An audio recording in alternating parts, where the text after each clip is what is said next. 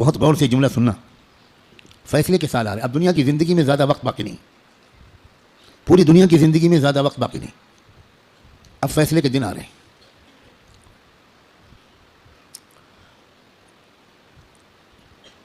پہلے جیسا اب زمانہ نہیں ہے. ایک ایک دن جو گزر رہا ہے یہ فیصلے کے دن سے ہمیں قریب کر رہا ہے. اور فیصلے کے دن کی جو سب سے بڑی علامت ہے جب فیصلے کا دن قریب ہے وہ ہے فلسطین کے حالات. کیونکہ اب بہت بڑے بڑے واقعات ہوں گے. دجال کی آمد بھی بہت دور نہیں ہے, اور حضرت عیسیٰ کی آمد بھی بہت دور نہیں ہے, اور امام مہدی کی آمد بھی بہت دور نہیں. اب مسئلہ یہ ہے کہ اگر اب بھی ہم گناہوں کی زندگی میں لگے تو ہمیں اللہ دجال کے ساتھ کھڑا کر دے گا, توبہ کی توفیق بھی ہم سے چھین لے گا. حضرت امام مہدی کے دشمنوں کے لشکر میں ہم کھڑے ہوں گے. اب یہ دیکھو, یہ وہ وقت ہے, کچھ پتہ نہیں کس وقت اگلا قدم ہو جائے. جو نشانیاں اللہ کے رسول نے بتائی تھیں آخری فیصلہ کن دور کی, بڑی تیزی کے ساتھ آ رہی ہیں. اس میں ایک نشانی یہ تھی کہ بہت بھیانک جنگ ہوگی یہودیوں کے درمیان اور اصلی ایمان والوں کے درمیان. اس لیے جو کچھ اس وقت غزہ اور فلسطین میں ہو رہا ہے اس سے ہر ایمان والے کا ایمان ہزاروں گنا ہر منٹ میں بڑھنا چاہیے, اس لیے کہ وہی ہو رہا ہے جو اللہ کے رسول بتا کر گئے تھے. جس وقت وہ آپ بتا رہے تھے اس وقت تو فلسطین میں کوئی مسلمان تھا ہی نہیں, اور آپ یہ بتا رہے ہیں کہ ایک بھیانک جنگ ہوگی, خطرناک جنگ ہوگی, یہودیوں اور ایمان والوں کے مابین ایک خطرناک جنگ ہوگی. آپ بتا رہے ہیں کہ ایک علاقہ ہوگا جہاں سچے پکے مومن جان دے رہے ہوں گے اور جان لے رہے ہوں گے, قربانیاں دے رہے ہوں گے. مسجد اقصیٰ کی حفاظت میں نوجوان جوک در جوک شہید ہو رہے ہوں گے.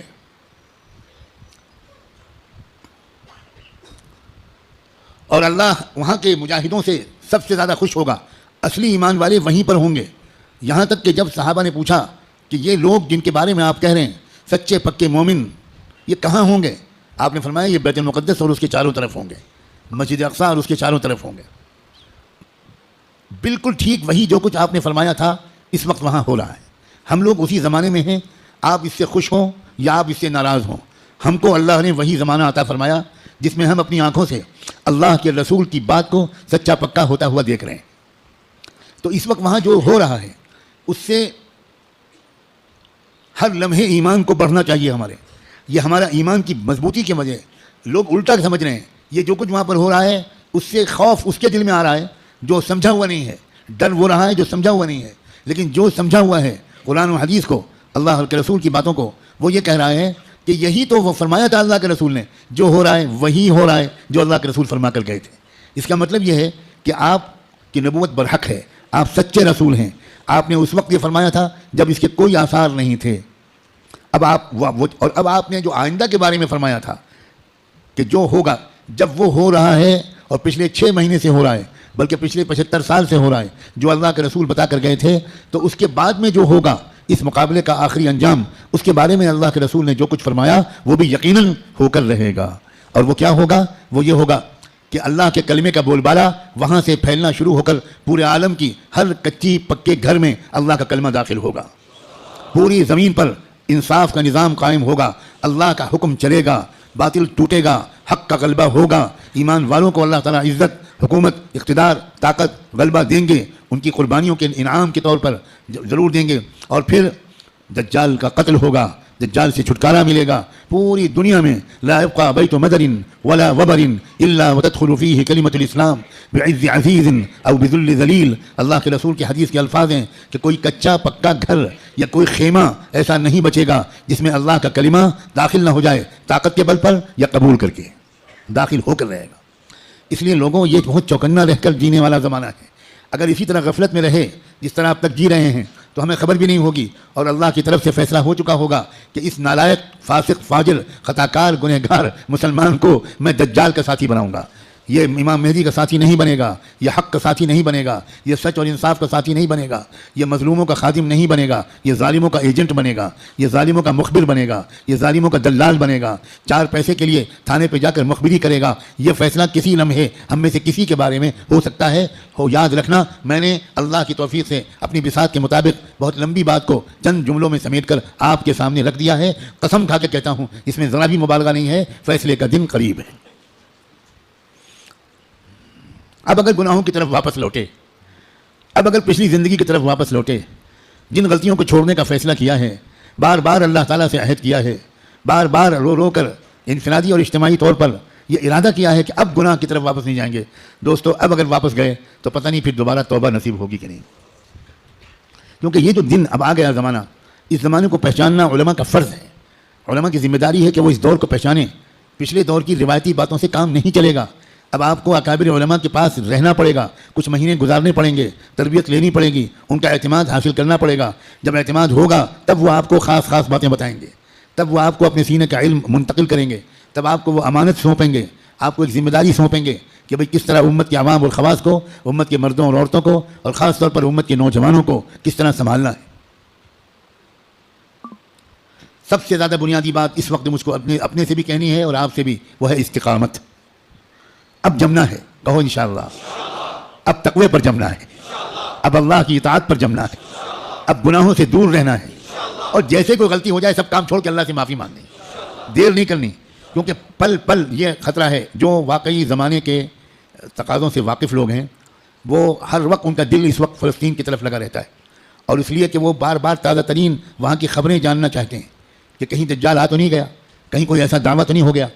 یہ غفلت کے ساتھ زندگی کے دن نہیں ہیں، غفلت کے ساتھ گزارنے والے دن نہیں ہیں، یہ بہت ہوشیاری کے دن ہیں۔ اور یہ بھی یاد رکھنا، الٹے سیدھے مقرروں اور مولویوں، الٹے سیدھے جو اپنے آپ کو عالم کہتے ہیں اور ہیں وہ جاہل، ان کی باتوں کے چکر میں مت آنا۔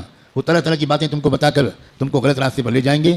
جو سچے پکے اکابرین ہیں، بڑے بڑے بزرگوں کی صحبت یافتہ، قرآن مجید کے مفسر، قرآن کو گہرائی سے سمجھنے والے، اللہ کے رسول کی منشا کو سمجھنے والے، پوری زندگی کے 24 گھنٹے اللہ کے دین کی خدمت میں گزارنے والے، جن پر وقت کے سارے بزرگوں نے اعتماد کا اظہار کیا، ان کی بات ماننا ہے۔ ورنہ سوشل میڈیا پہ جاؤ تو 50 انجینئر ملیں گے، اور 50 ڈاکٹر ملیں گے، اور 50 طرح طرح کے لوگ ملیں گے جو اسلامی پروگرام چلا رہے ہیں۔ ہمارے نوجوانوں کو نہیں معلوم کہ اسلام کی ویب سائٹس کے نام سے جو ویب سائٹس چل رہی ہیں، اس میں سے تقریباً 70% یہودیوں کی ویب سائٹس ہیں، اور باقی قادیانیوں کی ویب سائٹس ہیں، کچھ ہمارے ملک کے ہندوؤں کی ویب سائٹس ہیں جو اسلام کے نام پر چل رہی ہیں، اور اس میں قرآن کا درس ہوتا ہے، احادیث کا درس ہوتا ہے، مسئلے بتائے جاتے ہیں، اور ہمارے نوجوان وہ بیچارے بجائے علماء سے جڑنے کے وہ سوشل میڈیا سے مسئلے معلوم کرتے ہیں۔ ابھی مجھ سے چند دن پہلے یہیں کسی نوجوان نے پوچھا کہ ہمیں بعض مسئلے معلوم کرنے پڑتے ہیں تو ہم سوشل میڈیا پر جاتے ہیں، وہاں پریشان یہ ہوتے ہیں کہ الگ الگ سائٹ سے الگ الگ جواب ملتے ہیں۔ میں نے ان سے پوچھا کہ جب آپ بیمار پڑتے ہو تو سوشل میڈیا پر جا کر علاج کراتے ہو؟